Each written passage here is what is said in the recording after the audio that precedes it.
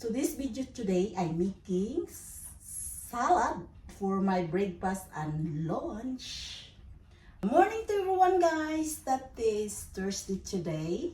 So I'm going to make salad bowl. That is my bowl. I have my salad. Mayroon tayong cucumber, tomato, and mayroon tayong avocado. Of course, I have leftover boiled carrots. Mag-additional lang tayong boiled egg. Ang gawin natin, ikakat lang into chop. Ganito kasi guys, ang sitwasyon ko ngayon. Nang nagpunta ako ng doktor, so tinisting ako sa diabetes. So nandun ako sa boundary. So sinabihan ako sa doktor na careful sa kumakain sa mga spaghetti, rice, or potato. Kaya ganito ang ginawa ko every morning, magsalad na lang ako. So that is to share to everyone. So mayroon tayong cucumber, ikakat lang natin to small bite. Yan.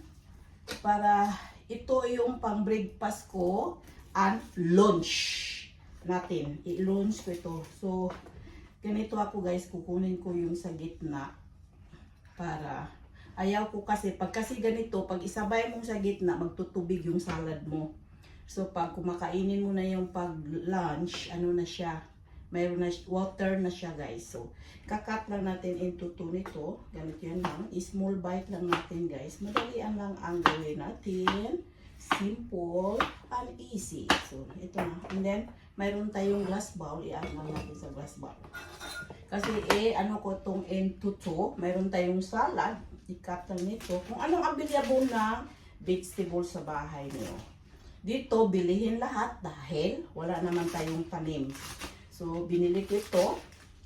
So, nag-ano ako talaga, nag-invest ako sa akong, yung healthy ko guys. So, and then, mayroon tayong tomato.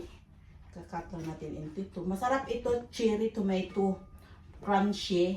And then, hindi siya modern. Kaya, masarap siya.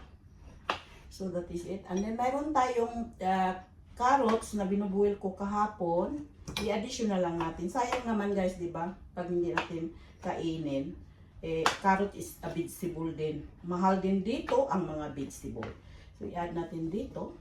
Napakasimple lang siya, yung pagsalad. And then, mayroon tayong avocado. Ang gawin ko, kalahati lang. Ang avocado dito, napakamahal. I-half lang natin. Ang kalahati, gamitin natin bukas. So, maganda yung avocado natin guys. It's so beautiful. Kakat lang din natin, kunin yung balat. Napakaganda yung natin, avocado. Pero, masarap siya guys. Sa Pilipinas, kakain ito with sugar or smoothie. Pero dito, hindi na pwede ko gagawin guys. Gawin ko na lang siyang salad. Kinakat ko siyang ganyan.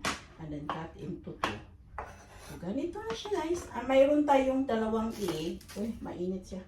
Iano lang natin. Kunin natin yung balat. Iano ko siya. Salad with egg. So, ano lang natin yung balat. Para ikakat na din natin ito into two.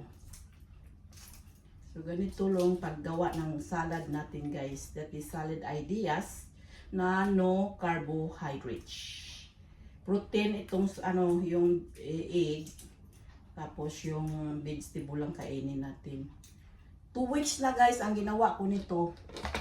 Yes, 2 weeks na ang lumalaban kong ganitong pagkain. Hindi na ako kumakain ng rice or potato. So, ito na yung egg natin. Yes, that is it. Ilagay natin dito. Dalawang egg ni ginawa ko dahil isang lunch and isang breakfast.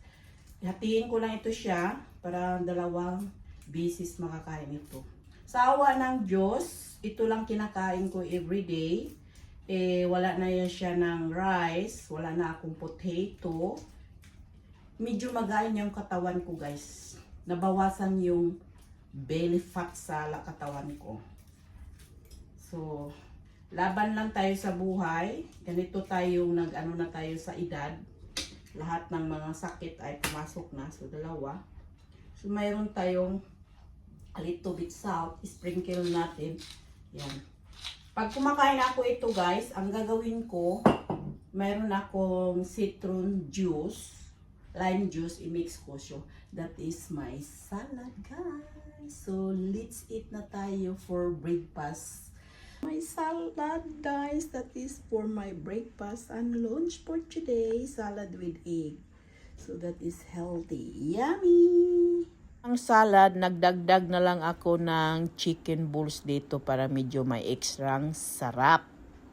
Ano na ko ng dalawa, ito yung breakfast and then lunch. This is my breakfast and lunch.